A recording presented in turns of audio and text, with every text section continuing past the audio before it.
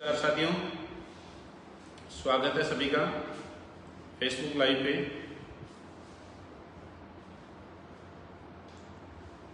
आज का लाइव होने वाला है बहुत ही स्पेशल। सभी साथी जुड़ जाइए।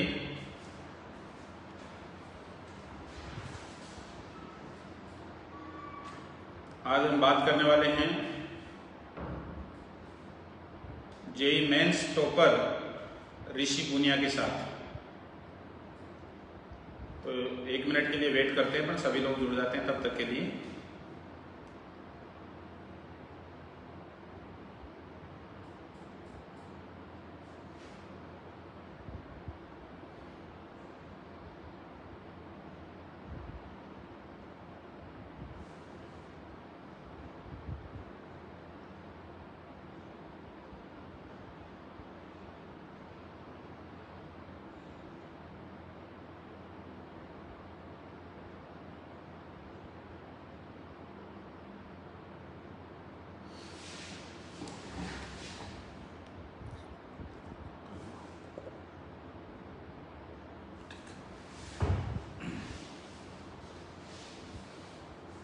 गुड आफ्टरनून राज सर, गुड आफ्टरनून।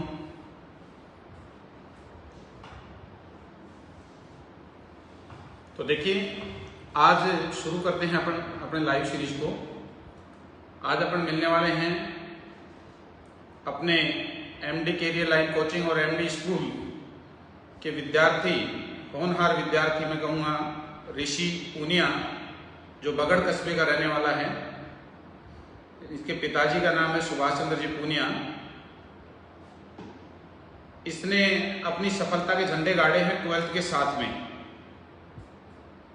12th के साथ अपने यहाँ से 12th क्लास करते हुए फरवरी अटेम्प्ट जो हुआ था जेईई मेंस का, उस फरवरी अटेम्प्ट के अंदर 99.634 परसेंटाइल हासिल कर करके चिड़ावाई ने पूरे झुंझुनू जिले में टॉप किया।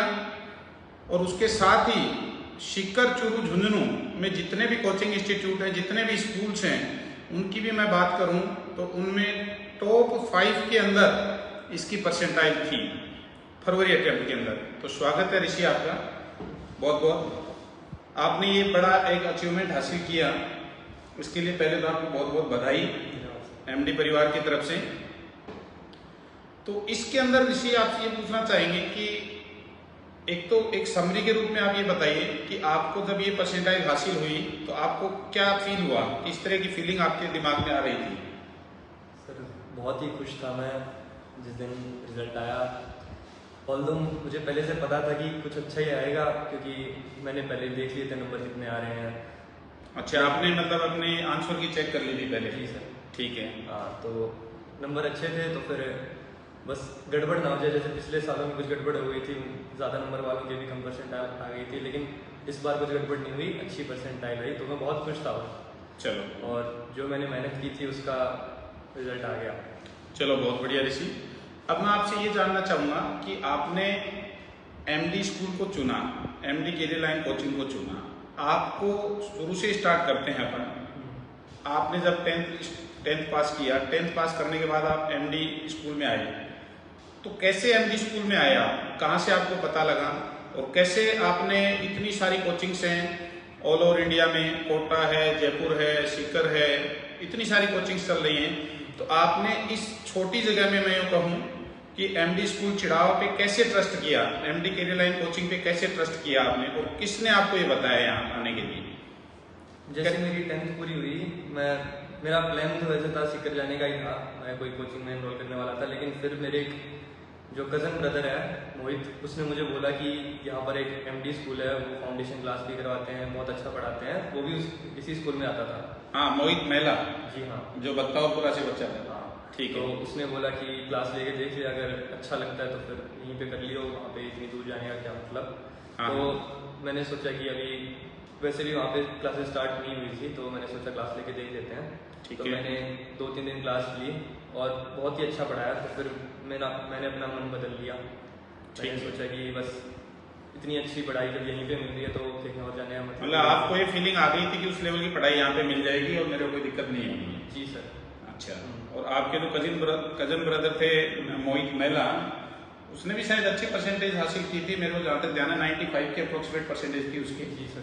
12th में मोहित मेहला जिस बच्चे की बात कर रहा है ऋषि, उसके भी 95 परसेंटेज बने थे 12th में, और उसने इस बच्चे को गाइड किया, कहा कि आप एमडी स्कूल में क्लास लेकर के देखिए। इसका मन तो सीकर जाने का था, बाहर कहीं कोचिंग में जाने का था, लेकिन उसने कहा कि एक बार आप क्लास लेके देखिए, 2-3 दिन क्लास लेकर के देखोगे और आपको अच्छा लगे तो आप यहाँ एडमिशन ले लेना, नहीं मत लेना। अब ऋषि ने क्या है कि यहाँ क्लासेस लेकर के देखी, डेमो क्लास, और वो इसके जच गई और उसके अनुसार इसने ट्रस्ट कर लिया और एमडी कोचिंग में पढ़ा। अब अपन आगे बढ़ते हैं ऋषि। पढ़ाई के दौरान जो चीज अपन ने देखी, अपन ने 11th चला, 12th चला, तो क्या आपको जो अपना स्टडी मटेरियल था, अपने ऑनलाइन जो टेस्ट होते थे या जो OMR शीट से जो टेस्ट होते थे, तो उनमें क्या प्रोसेस रहता था, कैसे क्या फीलिंग रहती थी आपकी उसके बारे में, ये थोड़ा बताइए।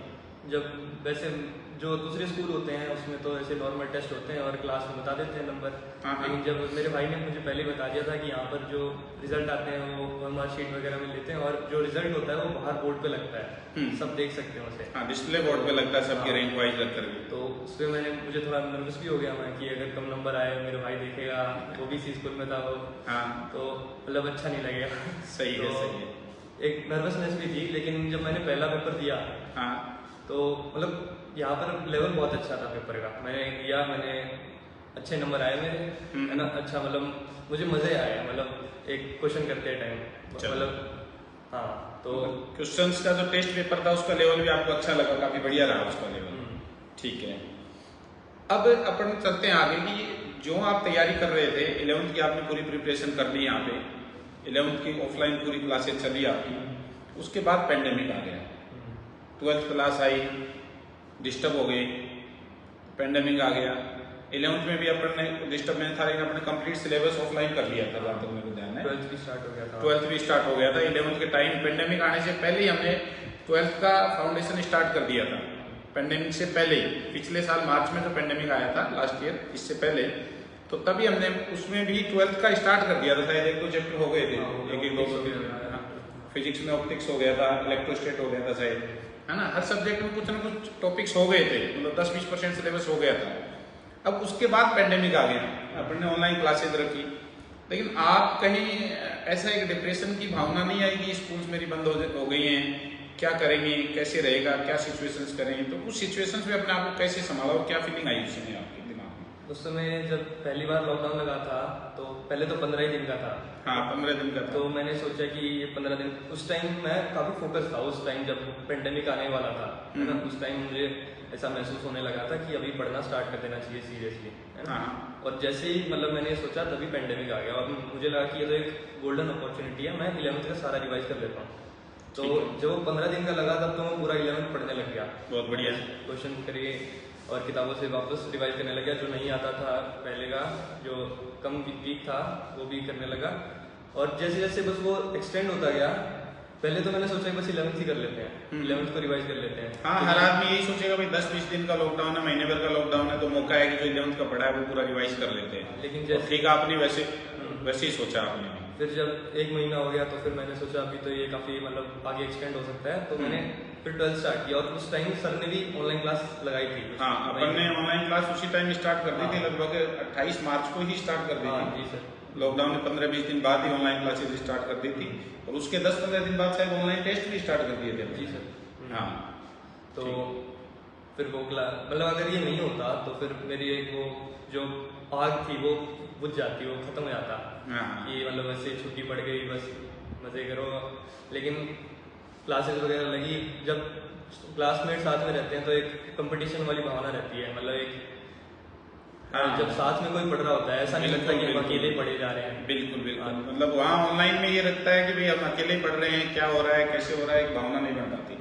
जब ये क्लास में रहते हैं तो साथ वाले बच्चों से कंपटीशन की भावना रहती है, कहीं पीछे नहीं रह जाए, हमें अच्छी परफॉर्मेंस दिखानी है ना। तो ये सारी चीजें थी, लेकिन आपने उनमें बखूबी अपने आप को संभाला और अच्छी परसेंटेज हासिल की। तब मैं बताऊं 99.634 परसेंटाइल जो आपने हासिल की है, शायद आपको पता है या नहीं, हमने देखा था पूरे सीकर, चूरू और झुंझुनू में आपका रैंक टॉप 5 में था उस टाइम, फरवरी अटेम्प्ट के अंदर। फरवरी अटेम्प्ट में टॉप 5 में आपकी रैंक थी, टॉप 5 बच्चे में, जिसमें सिक्कर की सभी कोचिंग इंस्टीट्यूट्स आ गए, स्कूल्स आ गए, बाकी पूरे सिक्कर चुरू झुंझुनू 3 जिलों के आ गए, और उसमें ये रैंक थी। तो हमें भी बड़ा फख्र हुआ कि आपने एक ऐसा अचीवमेंट हासिल किया, और सारे स्टाफ को भी बड़ी खुशी हुई अपने को, जो आपको टीचिंग करवा रहा था, सभी लोग अच्छी मेहनत कर रहे थे। तो वो सारी चीजें रही। अब मैं आगे बढ़ता हूँ कि भाई फैकल्टी के बारे में आपका क्या मानना है, कि जो अपने यहाँ फैकल्टी थी, स्टाफ थे, उनके बारे में वो क्या क्वालिटी डिलीवर कर पा रहे थे, कैसे, क्या मानना है आपका? पहले तो अगर कोई सोचता है, मतलब जैसे अगर कि यहाँ पे चिड़ाव में कोई स्कूल है तो वो वैसे सोचेगा कि भाई स्कूल का पढ़ा देंगे, लेकिन वो ऐसी बात नहीं है। बहुत मतलब अच्छे लेवल का पढ़ाते हैं टांगी सर। तो मतलब मेरे कुछ क्वेश्चन देते थे, मैं रात भर सोचता रह जाता था कि ये क्वेश्चन कैसे होगा। अरे ऐसा नहीं है कि मैं बैठ रहा हूँ कैमरे पे इसलिए तो नहीं थी भाई। नहीं सर, वो एक क्वेश्चन था मुझे याद है, मैंने आपने सैटरडे को दिया था, और सैटरडे फिर बीच में संडे भी था, मैंने मतलब वो वही वाला है ट्रेन वाला जिसमें, तो उसमें मैंने मतलब बहुत दिमाग लगाया, और मुझे जब उसका आंसर आया तो मुझे बहुत खुशी हुई कि बस ये क्वेश्चन हो गया। वो तो बच्चों के आईक्यू को इंटरेक्ट करने के लिए, बढ़ाने के लिए हम पजल्स के रूप में क्वेश्चंस को देते रहते हैं अपन लोग, और वो चीज़ आपको अच्छी लगी, बहुत बढ़िया बात है। तो फैकल्टी के बारे में आपका क्या है कि सारी फैकल्टी क्या इस लेवल पे तैयारी आपको करवा रही थी, पूरी डेडिकेटेड थी, कैसे क्या था मामला? जी सर, ऐसा ही था। मतलब ऐसा नहीं था कि कोई कमी छोड़ी जा रही थी कि हाँ ढीला छोड़ दिया, या फिर पूरा मतलब दिमाग जितना ज़्यादा काम कर सकता है वहाँ तक ले जा रहे थे कि हाँ यहाँ तक बच्चा सोच सकता है, तो हम पूरी भी उसकी सोचने की क्षमता को यूज़ करें, और अच्छे क्वेश्चन कराते थे सारे टीचर। ऐसा नहीं था कि कोई छोटे मोटे क्वेश्चन करा दिए और कुछ कर दिया। चलो, आपके माइंड का पूरा यूज होता था, है ना, पूरा एक्सटेंशन होता था एक लेवल तक, जहाँ तक स्ट्रेच किया जा सकता था, पूरी स्ट्रेचिंग होती थी माइंड की। चलो, बहुत बढ़िया बात बेटा। ये सब चीजें रही। अब जो अपना स्टडी मटेरियल था वो भी आप यूज करते थे, पढ़ते थे सारी चीजों में, वो तो था ही था। उसके साथ और भी बच्चे जुड़े हुए हैं अपने साथ, हो सकता है स्कूलिंग के बच्चे भी जुड़े हुए हैं, कोचिंग के बच्चे भी जुड़े हुए हैं, और इस वीडियो को बाद में भी देखेंगे। लगभग अपना एक टेंडेंसी रहती है कि ये वीडियो अपना लगभग एक दिन के अंदर 4-5 हज़ार लोग देख लेते हैं इवनिंग तक, जब ये चलता है। पीछे के जो रिपोर्टेड वीडियो रहे हैं, इसमें तो क्या रहेगा देखते हैं। अब तो मैं ये कहना चाह रहा हूँ, जो भी और लोग देख रहे हैं, तो उनको आप क्या कहना चाहोगे कि जेई की प्रिपरेशन के लिए अपना स्टडी मटेरियल तो आप पढ़ ही रहे थे, उसके साथ में अन्य कोई बुक्स आप सजेस्ट करना चाहो? फिजिक्स में, केमिस्ट्री में, मैथ्स में क्या पढ़ना चाहिए, किस तरह से स्टडी करनी चाहिए इनको बच्चों को? फिजिक्स में अगर मतलब आपको मेन्स और एडवांस दोनों ही करना है, अगर आपका सिर्फ टारगेट मेन्स ही है तो आप एचसी वर्मा की स्टार्टिंग के क्वेश्चन कर सकते हैं, वो ऑब्जेक्टिव 1 वगैरह। लेकिन अगर आपको एडवांस भी करना है तो एचसी वर्मा में ऐसी बात नहीं है कि वहाँ पे कम लेवल के, वहाँ पे अच्छा लेवल की भी है। अगर आप आगे आओगे उसमें तो एचसी वर्मा अगर आप करोगे तो वो ऑलराउंडर बुक है वो अगर आप कर लेते हो पूरी, तो आपके कंसेप्ट क्लियर हो जाएंगे। साथ में अगर आप पूरे एडवांस के लिए सोच रहे हो तो एक बुक है अरविंद अरोड़ा की 700 एडवांस इलस्ट्रेशंस, तो वो बहुत अच्छी बुक है, मैंने वो की। सारे क्वेश्चन बहुत ही अच्छे थे। बिल्कुल। और केमिस्ट्री में अगर आप इनऑर्गेनिक की बात करो तो फिर एक मिनट मैं रोकना चाहूँ। फिजिक्स में आपने बताया कि एच सी वर्मा जो बुक है अपनी, उस एच सी वर्मा बुक में जिनको जेई मेंस के प्रिपरेशन करना है तो उनको मतलब ऑब्जेक्टिव जो है वो और लो लेवल के क्वेश्चन, उसकी बेसिक स्टार्टिंग के क्वेश्चन कर लेने चाहिए। क्योंकि मैं आपको बता देना चाहता हूँ कि एच सी वर्मा जो बुक है फिजिक्स की, वो एक ऐसी बुक है, हमारे बाइबल ऑफ फिजिक्स कही जाती है इंडिया के लिए। उससे बेहतरीन कोई बुक नहीं है, पूरी तरह से कंप्लीट एररलेस बुक है। उस बुक में कोई एरर नहीं है, और वो हम यहाँ स्कूल में रनिंग में साथ साथ स्टडी मटेरियल के साथ पूरी तरह से फॉलो करवाते हैं स्टूडेंट से। तो उस बुक के बारे में ऋषि बात कर रहा है, और उस बुक में क्या रहता है कि स्टार्टिंग के क्वेश्चन बिल्कुल बिलो लेवल के होते हैं, एक लो बेसिक से स्टार्ट कर करके और एक हायर अपर एडवांस लेवल तक वो बुक लेके जाती है आपको। तो जिनको जेई मेंस का प्रिपरेशन करना है वो उस बुक के स्टार्टिंग के क्वेश्चंस कर सकते हैं। स्टार्टिंग के 10-20 क्वेश्चन हर चैप्टर के लगभग अपन 15-20 क्वेश्चंस वो बच्चा कर सकता है। और जिसको एडवांस की प्रिपरेशन करनी है उसको लास्ट तक जाना ही जाना है, सभी क्वेश्चंस अटेम्प्ट करने हैं, कोशिश करनी है। ठीक है, केमिस्ट्री के बारे में? केमिस्ट्री में इनऑर्गेनिक और ऑर्गेनिक के लिए आप एनसीईआरटी कोई अगर आप कॉम्पिटिशन में आ रहे हैं तो इनऑर्गेनिक के ज़्यादातर क्वेश्चन एनसीईआरटी से आते हैं, बाहर बहुत कम क्वेश्चन आते हैं। और आप दूसरी बुक फॉलो करेंगे तो वो इतना सही नहीं रहेगा, ज़्यादातर आउट ऑफ सिलेबस से आते हैं। तो फिर इनऑर्गेनिक और ऑर्गेनिक के लिए आप एनसीईआरटी यूज कीजिए। मतलब इनऑर्गेनिक ऑर्गेनिक के लिए पूरी तरह से एनसीईआरटी फोकस रखें। हाँ, केमिस्ट्री में। और जो टीचर पढ़ाते हैं बस वो पढ़िए, टीचर के नोट्स। ठीक है, पूरा सफिशिएंट है। ठीक है। और फिजिकल केमिस्ट्री में अगर आप पहले तो कोचिंग का मटेरियल सब में करना ही है। हाँ, मटेरियल तो करना ही है, बिल्कुल ठीक है। और फिजिकल केमिस्ट्री में सिंगेज की जो बुक आती है, सिंगेज की जो इनऑर्गेनिक और ऑर्गेनिक की बुक है वो बहुत बड़ी है, बहुत ज़्यादा कंटेंट है, वो पढ़ी नहीं जाएंगी, वो काफ़ी ज़्यादा टाइम चाहिए उन्हें पढ़ने के लिए। लेकिन फिजिकल केमिस्ट्री की बुक हम कर सकते हैं, फिजिकल केमिस्ट्री की सिंगेज से कर सकते हैं। और ऑर्गेनिक इनऑर्गेनिक की मतलब जो एनसीईआरटी बुक है उस पर फोकस रखें। बिल्कुल। और जेई मेंस में तो मेरा मानना है कि शायद पूरा एनसीईआरटी से रहता होगा केमिस्ट्री का। सर ठीक है। हाँ। और मैथ्स के बारे में क्या ख्याल है? उसमें वही सिंगेज का एक बंडल आता है जिसमें सारी बुक्स आती हैं 5। ठीक है। उनके बहुत अच्छे क्वेश्चन होते हैं, सिंगेज में बहुत अच्छे क्वेश्चन रहते हैं मैथ्स में जी। चलिए, ये है, ये कोई पूछ रहे हैं अशोक जी कि ओवरऑल कितना टाइम सफिशिएंट है, कितने टाइम देना चाहिए स्टडी को? दिन में कितना टाइम देना चाहिए पर डे? अगर आप स्कूल जा रहे हो तो फिर 4-5 घंटे बहुत है। मतलब अगर आप ज़्यादा करते हो तो उसमें कोई दिक्कत नहीं है, लेकिन अगर आप नींद का जो टाइम है उसे काट के पढ़ाई कर रहे हो, सोने का टाइम जैसे 6-7 घंटे, उससे भी कम सो रहे हो और पढ़ रहे हो उसकी जगह, तो वो मेरे हिसाब से सही नहीं है, क्योंकि फिर दिमाग फ्रेश नहीं रहता। बिल्कुल, ये बहुत अच्छी बात बताई है। और मैं भी हमेशा बताता रहता हूँ कि बच्चे कई बार जो सोने का टाइम है 7 घंटे पर्याप्त नींद का टाइम होता है, तो 6 से 7 घंटे नींद लेनी ही चाहिए। अब उस टाइम में कई बच्चे क्या करते हैं, गलती ये करते हैं, वो 7 घंटे की बजाय 5 घंटे सोते हैं, 4 घंटे सोते हैं, तो हमारा माइंड जो पूरी तरह से थक जाता है, बजल्ड हो जाता है। और जो परफॉर्मेंस आउटपुट है अपन जो बाकी 12 घंटे दिन में पढ़ रहे हैं, 14 घंटे दिन में पढ़ रहे हैं, उसमें आपका आउटपुट पूरा खराब हो जाता है। यही कहना है? तो इसलिए पर्याप्त नींद लेनी चाहिए। और कुछ सुबह का क्या रूटीन रहता था आपका? सुबह से शाम तक कोई एक्सरसाइज वगैरह करना, कुछ योगा मेडिटेशन, कुछ चीजें रहती थी क्या? सुबह मेरा चेंज होता रहता था वैसे तो। हाँ। मतलब एक टाइम था जब मैं 4 बजे भी उठता था या फिर 12 बजे तक भी पढ़ता था, लेकिन शाम को मैं खेलता था ताकि दिमाग फ्रेश हो जाए, मतलब बैलेंस बना के रखता था। लगभग कितने टाइम खेलते थे शाम को? लगभग 1-1.5 घंटे खेल लेता था, बाहर ही खेलता था, मतलब घर के बाहर। हाँ, जैसे क्रिकेट वगैरह। ठीक है, ठीक है। हाँ, तो ये मेरा मतलब आके मैं पढ़ता था थोड़ी देर, उसके बाद खेलता था, फिर वापस पढ़। आदित्य झादरिया पूछ रहे हैं कि what is good time for study? किस टाइम में पढ़ना चाहिए? ज्यादा अच्छा टाइम क्या है पढ़ने के लिए? वो आपकी जहाँ पे पढ़ाई हो रही है वो अच्छा है, लेकिन हाँ तो अगर आपकी पढ़ाई रात को ज़्यादा अच्छी हो रही है तो उसमें कोई दिक्कत नहीं है, मैं मना नहीं करूँगा। आपके जहाँ जो जचता है, जो जिसमें आपको लगता है कि हाँ यहाँ पे अगर मैं पढ़ रहा हूँ तो मुझे याद रह जा रहा है और मुझे समझ में आ रहा है सब कुछ, तो उस टाइम में कोई प्रॉब्लम नहीं है। ठीक है। लेकिन आप सुबह पढ़ना चाहें सुबह पढ़ सकते हैं, सुबह माइंड फ्रेश रहता है ज़्यादा। बिल्कुल बिल्कुल, सुबह ज़्यादा माइंड फ्रेश रहता है, लेकिन किसी की एफिशिएंसी है कि रात को पढ़ा हुआ याद रहता है तो रात को भी पढ़ सकता है, ऐसी कोई इशू नहीं है मतलब पढ़ने के साथ में, और ये सही बात भी है। अब जो एक क्वेश्चन पूछा जा रहा है सामने हम देख रहे हैं कि टीचर्स का पढ़ाया हुआ सफिशिएंट है या कुछ अलग से भी एक्स्ट्रा पढ़ना चाहिए, ये पूछा जा रहा है क्वेश्चन, तो क्या कहोगे इस बारे में? वैसे सच बताऊं तो मतलब अगर आप कहते हो कि एडवांस के लिए बहुत ज़्यादा पढ़ना पड़ता है, हाई लेवल कंसेप्ट होते हैं, लेकिन मैं ऐसा नहीं सोचता। जो बेसिक होते हैं ना, अगर आपको वो सच में समझ में आ गया, अगर आप क्वेश्चन पढ़ के उसे सोच पा रहे हो कि ये वाला कंसेप्ट लग रहा है, तो फिर उसमें कोई ऐसी बात नहीं है कि आपको कोई बहुत एडवांस पढ़ना पड़ेगा कि ये भी मतलब वो स्पून फीडिंग हो गई कि सब सारे टीचर पूरे 100 टाइप के क्वेश्चन करा दिए और 100 टाइप भी करा दिए, उनमें से कोई क्वेश्चन पढ़ गया तो ठीक है, नहीं पढ़ा तो कोई दिक्कत नहीं है। और लेकिन कॉन्सेप्ट को अपन ने समझ लिया, तो बेसिक कॉन्सेप्ट को समझ लिया तो किसी की तरह का अटेम्प्ट कर सकते हैं। हाँ ठीक है, तो टीचर का पढ़ाया हुआ सारा सफिशिएंट है। ठीक है। नोट्स पे कितना डिपेंड होना चाहिए, क्वेश्चन आ रहा है कि नोट्स पे कितना हमें डिपेंड होना चाहिए, तो ये तो डिपेंड करता है मेरे हिसाब से क्वालिटी पे कि नोट्स किस क्वालिटी के हैं, कोचिंग के किस तरह के नोट्स प्रिपेयर किए गए हैं। बाकी आप बताओ कि नोट्स पे कितना डिपेंड होना चाहिए, पूछा जा रहा है क्वेश्चन।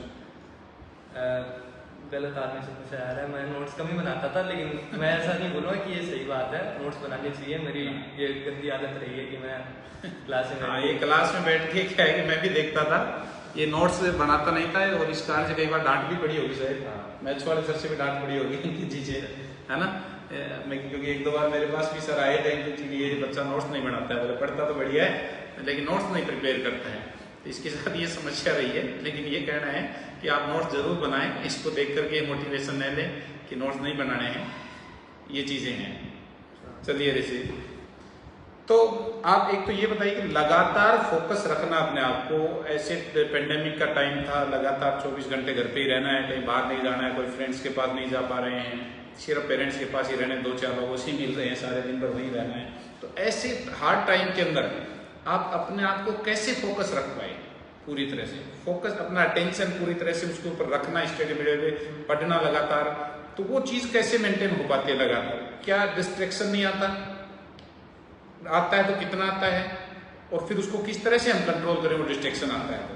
इस बारे में क्या ख्याल है? मतलब डिस्ट्रैक्शन आते हैं, कई बार आते हैं, लेकिन मेरा बस मैं एक काम करता हूँ, जैसे ये मैं करता हूँ कि एक वेबसाइट है कोरा नाम से, है ना, तो उस पर जो काफ़ी टाइप के लोग होते हैं, लेकिन मैं कुछ क्वेश्चन होते हैं जैसे कि आपकी पढ़ाई कैसी चल रही है, उसमें क्वेश्चन होते हैं और लोग जवाब देते हैं। तो मैं अगर वहाँ पे उस वेबसाइट पे आता हूँ, लोगों के आंसर पढ़ता हूँ, तो वहाँ पे बहुत होशियार बच्चे भी होते हैं, तो मैं उनके आंसर पढ़ता हूँ और उन्हें देख के सोचता हूँ कि ये कितने आगे हैं, मतलब ये पढ़ रहे हैं और मैं यहाँ पे कुछ और कर रहा हूँ, तो उन्हें देख के मैं मोटिवेट हो जाता हूँ कि ये तो मतलब हाँ, इनसे कम्पीट करना है मुझे, तो मुझे भी पढ़ना पड़ेगा, तो उन्हें देख के मुझे मोटिवेशन आता है। ठीक है, मतलब क्योरा के ऊपर जो क्वेश्चंस आते हैं, क्वेश्चंस डाले जाते हैं, डाउट डाले जाते हैं लोगों के द्वारा, तो उनके बच्चे स्टूडेंट रिप्लाई देते हैं, कोई पेज पे लिख के देता है, कोई डायरेक्ट लिख के देता है, तो वो आपने देखिए और उनसे मोटिवेशन ये मिलता है कि ये बच्चे इतना कुछ कर रहे हैं, तो मेरा भी एक दायित्व बनता है करने का कुछ, मैं भी कुछ करके दिखाऊंगा। और वहाँ पे कम्युनिटी बनी हुई है जेईई की, ये लोग जो है एक ग्रुप टाइप है यहाँ पे, मतलब उस ग्रुप पे हर टाइम जेईई की बातें होती रहती है पढ़ाई की। ठीक, तो वहाँ पे मतलब ये लोग इनको पढ़ता हुआ देख के तो मुझे मोटिवेशन आता है कि हाँ ये भी पढ़ रहे हैं तो मुझे भी पढ़ना चाहिए। ठीक है। प्रेशर हैंडल कैसे करते हैं आप? अगला क्वेश्चन ये है कि प्रेशर को कैसे हैंडल करते हैं आप?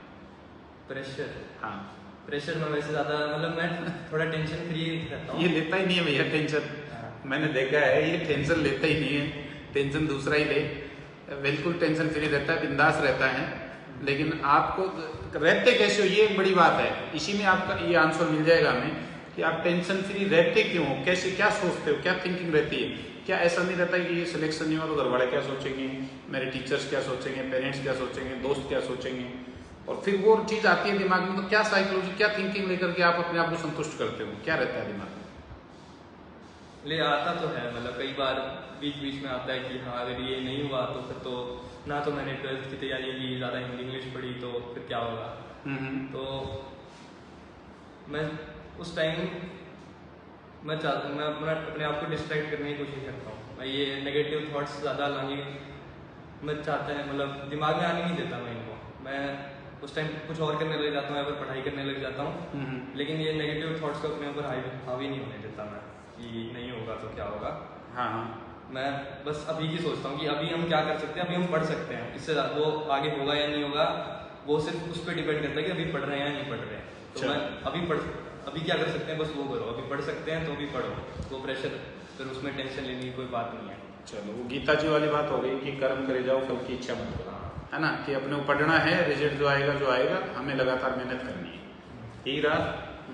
चलिए, तो जो भी व्यूअर्स हैं, मैं ये कहना चाहूँगा एक बार के लिए आप पूरा समरी में आप बता दीजिए किस तरह से क्या प्रिपरेशन करें, क्या करना चाहिए उनको, और कैसे अपनी स्टडी करें, जेईई मेंस की, एडवांस की, पूरा एक समरी में क्या रूटीन वर्क हो उनका, कैसे प्रिपरेशन करें, क्या आप उनको संदेश देना चाहते हो अपने छोटे बहन भाइयों को तो जो आपसे मार्गदर्शन लेना चाहते हैं? सबसे पहले तो क्लास में ध्यान देना बहुत ज़रूरी है। मैं मानता हूँ नोट्स नहीं बनाता, लेकिन मैं टीचर की बात बहुत ध्यान से सुनता था, मैं टीचर से बात भी करता था, डाउट पूछता था, कई बार मतलब टांगी सर के साथ भी है, मतलब हमने ऐसे कई पीरियड ऐसे निकाल दिए कि बात करते करते क्वेश्चंस के ऊपर कि सर ये तो ऐसे नहीं हुआ। तो मैं पूरा टीचर्स के साथ में जुड़ा रहता था, और तो क्लास में ध्यान देना बहुत ज़रूरी बात है, और इंटरेस्ट होना भी बहुत ज़रूरी है। अगर आपका इंटरेस्ट नहीं है, आप फॉर्मूला याद किए जा रहे हो कि फॉर्मूला याद करके काम चल जाएगा, 10th तक चल जाता था, लेकिन 11th-12th में अगर आप ये सोच रहे हो कि फॉर्मूला याद करके और मैं सारे क्वेश्चन कराऊंगा तो वो नहीं होगा, वो आपको इंटरेस्ट लाना पड़ेगा। एक बार इंटरेस्ट आ गया तो फिर कोई दिक्कत नहीं है, फिर आपको जब एक बार मुश्किल क्वेश्चन सॉल्व करने में मज़ा आने लग जाएगा, फिर आपके लिए आसान हो जाएगा कि ये कोई बर्डन नहीं रहेगा कि मतलब बोझ लेके चल रहे हैं कि मतलब जैसे कई लोग होते हैं ना कि ऐसे सोचते हैं कि मैं तो जेईई की तैयारी कर रहा हूँ, मैं कितना डिप्रेस्ड हूँ, वो नहीं रहेगा। अगर आपको इंटरेस्ट आ रहा है तो आपको जर्नी में भी मज़ा आने लग जाएगा फिर। हाँ, तो मुझे लॉकडाउन में हुआ था मेरे साथ ऐसा कि मुझे मज़ा आने लग गया था करने में। मुझे फ्री टाइम मिलता था तो भी मैं क्वेश्चन करने लग जाता था। मतलब इंटरेस्ट डेवलप करना चाहिए, पूरी तरह से मजा आने लग जाए उसी चीज में। एक बार वो इंटरेस्ट आ गया फिर कोई प्रॉब्लम नहीं होगी ज़्यादा। और आसान क्वेश्चन पे खुद को लिमिट मत करो, मुश्किल क्वेश्चन करने की कोशिश करो। जैसे ये जो कोचिंग की शीट होती है हमारी, इसमें लेवल 1 तक तो सब कर लेते हैं कि उसमें ज़्यादातर फॉर्मूला बेस्ड होते हैं, लेकिन लेवल 2 वाले जो होते हैं, मुझे याद है कि जब मैंने ज्वाइन किया था तो मेरे से लेवल 2 से मुझे डर लगता था। लेवल 2 के क्वेश्चन मुझे मुश्किल लगते थे बहुत ज़्यादा। लेकिन एक बार आपको ना वो मुश्किल क्वेश्चन करने की आदत पड़ गई, समझ में आने लग गया कि ये मुश्किल क्वेश्चन कुछ नहीं होते। मुश्किल क्वेश्चन 2-3 आसान क्वेश्चन मिला के एक मुश्किल क्वेश्चन बन जाता है। एक ही क्वेश्चन में 2-3 आसान क्वेश्चन पूछ लिए, हाँ, 2-3 चीजें मिक्सअप कर दी, कुछ 11th का मिक्सअप कर दिया, कुछ 12th का मिक्सअप कर दिया, कुछ इलेक्ट्रोस्टैट मिक्स कर दिया, कुछ डायनामिक्स मिक्स कर दिया, कुछ रोटेशनल काइनेमेटिक्स मिक्स कर दिया, तो वो हार्ड हो जाता है बस यही। हाँ, ठीक है। और पेपर देने से कई लोगों को मैंने देखा है कि अभी लॉकडाउन में पहले जो होता था, स्कूल में होते थे तो पेपर अगर सब लेते थे तो हमें देने ही पड़ते थे। अगर कोई ऐसा मतलब कोई ऐसा नहीं कर सकता कि मैं पेपर नहीं दूंगा। ये ऑनलाइन में क्या हो गया, आपकी मर्जी है, आप दो या नहीं दो। हाँ, ऑनलाइन में थोड़ा मर्जी वाला काम हो गया, उसमें पेपर देना ही होता था। इस कोचिंग में आप आ रहे हो तो पेपर देना ही देना है। अब मेरे कुछ दोस्त हैं, मैंने उनसे पूछा, उनको ना डर लगता है पेपर देने से। उनको काफी टाइम हो गया पेपर दिए, अब वो सोचते हैं कि अभी मैं पेपर दूंगा और कम नंबर आएंगे, तो फिर तो वो मतलब वो पहले से एक सोच रखा है उन्होंने कि मेरी प्रिपरेशन अच्छी चल रही है। उन्होंने ये क्वेश्चन करते हैं लेकिन पेपर नहीं देते। चलिए, तो जब उन्हें लगता है कि अब उन्हें डर लगने लग गया कि वो पेपर जब देंगे तो कम नंबर आए तो फिर मतलब सब खराब हो जाएगा, तो ऐसे कईयों को डर लगने लगता है। तो फिर मैं उनको बस यही बोलूंगा कि पेपर दे दो, एक बार दे दो, मतलब बैठ जाओ, टाइम फिक्स करो, पेपर दे दो। पेपर देना है, ऑनलाइन में पेपर देना है, अटेम्प्ट करना है, रिजल्ट जो चाहिए आए, नंबर कमाए, धीरे धीरे इंटरेस्ट बनेगा और अच्छे नंबर आते जाएंगे। लास्ट में तो पेपर देना ही पड़ेगा आपको। बिल्कुल बिल्कुल। तो अभी उसमें अभी दे दो, अभी वाले नंबर से ज्यादा कोई फर्क भी नहीं पड़ता। अभी मतलब बस आपको ये पता चले कि आप सही ट्रैक पे हो या नहीं है, बस पेपर देने चाहिए। ठीक है। अब मैं आपसे एक क्वेश्चन पर्सनल पूछ रहा हूँ कि जेईई मेंस में तो आपने झंडे गाड़ दिए है ना, तो बहुत अच्छे झंडे गाड़े। फरवरी अटेम्प्ट में, पहले अटेम्प्ट में इतनी शानदार सफलता हासिल की कि 99.634 परसेंटाइल हासिल की और पूरे शेखावाटी में मतलब टॉप 5 स्टूडेंट्स में अपने नाम दर्ज करवाना बहुत बड़ी उपलब्धि थी। लेकिन अभी एडवांस का पेपर नहीं हुआ आपका भी, है ना, तो एडवांस के लिए क्या माना है? इतना तो मैं कह देता हूँ ऑन रिकॉर्ड कि आपका एडवांस में सिलेक्शन होगा ही होगा, क्योंकि मैंने टीचिंग करवाई आपको, है ना। लेकिन एडवांस में क्या रैंक, कितनी रैंक आप इम्प्रूव कर पाओगे, उसके लिए क्या वादा कर रहे हो ऑन रिकॉर्ड, ये बताइए। मैं वैसे ऐसा करता नहीं हूँ। मैं बहुत मैंने जब मैं पेपर दे आया था तब सर ने पूछा था कि कितने नंबर आ रहे हैं। हाँ। तो मैंने ऐसा नहीं बोला कि मेरे बहुत अच्छे नंबर आ रहे हैं और मेरा तो हो जाएगा, हाँ। है ना। मैंने बोला कि सर 65 क्वेश्चन करके आया हूँ, 10 क्वेश्चन गलत मान लो आप, हाँ, है ना, तो ज्यादा नंबर नहीं है, हाँ। है ना। तो मैं पहले से लोगों को ऐसा नहीं बोलता कि हाँ मेरे तो इतने नंबर आ जाएंगे, और क्योंकि ऐसे ना लास्ट में अगर कम नंबर आए तो थोड़ा दुख होता है। तो मैं पहले लोगों को नहीं, प्रयास क्या है, एक अच्छे रैंक का आप मिला करके दिखाओगे और एक अगला लाइव होगा बहुत शानदार वाला अपना जेईई एडवांस के बाद, पक्का। थैंक यू ऋषि। तो ये है ऋषि पूनिया, सन ऑफ श्री सुभाष चंद्र जी पूनिया। इसके पापा जी भी इसके साथ बड़ा इंटरेक्शन करते रहते हैं, इसको गाइड करते रहते हैं। हम फैकल्टी स्टाफ मेंबर्स, टीचर्स, सभी लोग बहुत अच्छे से गाइड करते रहते हैं इसको, और ये बहुत अच्छा काम कर रहा है, बहुत अच्छी प्रिपरेशन ऋषि कर रहा है। और हम ये उम्मीद करेंगे कि ऋषि अगली बार जो लाइव होगा अपना, उसके अंदर बहुत अच्छा रैंक बना करके आए। इस इंटरेक्शन में हम ये चीज़ें करेंगे, अगला लाइव में यहाँ पर जुड़ेंगे। तो आप सभी जितने भी साथी हैं इसको शेयर कर दीजिए एक बार इस वीडियो को। एक बटन है देखिए आपके पास शेयर करने का, ताकि सभी लोग इसका फ़ायदा उठा सकें, सभी लोग इसका फ़ायदा उठा पाएँ। और इस वीडियो जितना हो सके उतना शेयर कीजिए, जिनको ज़रूरत है उन बच्चों तक पहुंचाइए। जो बच्चे 10th में, 9th में, 11th में, 12th में जो बच्चे स्टडी कर रहे हैं उन बच्चों तक भी इस वीडियो को पहुंचाइए। हमारी लाइव क्लासेस जारी हैं। हमने 9th और 10th क्लास में भी प्री फाउंडेशन स्टार्ट कर दिया इस लास्ट ईयर से, तो उसमें भी पूरी तरह से सीट, स्टडी मटेरियल और वही फैकल्टी जो सीनियर लेवल की फैकल्टी है वही फैकल्टी उनमें हमने अप्लाई कर दी है। पूरी तरह से हमारा फोकस जो है वो फाउंडेशन पे आ गया है स्कूलिंग से हट करके, क्योंकि हमने देख लिया है कि इस पेंडेमिक में स्कूलिंग जो है वो थोड़ा कम मायने रख रही है। स्कूलिंग से मेरा मतलब है परसेंटेज से, और जो नॉलेज आपने लिया है, जो ब्रेन में जो चीज़ डाल ली है वो ज़्यादा मायने रख रही है। तो उसके ऊपर हमें फोकस करना है पूरी तरह से। और हमने ये ऑनलाइन क्लासेज में पूरी तरह से फाउंडेशन पे हम शिफ्ट हो रहे हैं। 9th-10th में प्री फाउंडेशन चालू है, 11th-12th की भी ऑनलाइन क्लासेज चालू है फाउंडेशन के लिए। तो जो भी बच्चे इंटरेस्टेड हैं उन तक आप इस बात को पहुंचाइए, इस वीडियो को शेयर कीजिए। और इस बार हमने एक कोर्स लॉन्च किया है फाइनेंशियल एजुकेशन का, जो 9th से 12th तक के स्टूडेंट्स को पढ़ाया जाएगा। उस फाइनेंशियल एजुकेशन में हमारे स्कूल्स में फाइनेंस के बारे में कोई नॉलेज नहीं दिया जाता है। ये एक बड़ा गैप था, एक बड़ा गड्ढा था। हमने देखा है बच्चा पूरा ग्रेजुएशन कर लेता है, पीजी कर लेता है, पीएचडी कर लेता है, सब कुछ कर लेता है, लेकिन उसके बाद भी फाइनेंशियल एजुकेशन के बारे में उसको नॉलेज नहीं होती है। तो हमने ये बहुत ही शानदार कोर्स लॉन्च किया है जिसके अंदर हम फाइनेंशियल एजुकेशन भी बच्चों को साथ साथ देंगे, 9th से 12th के सभी बच्चों को।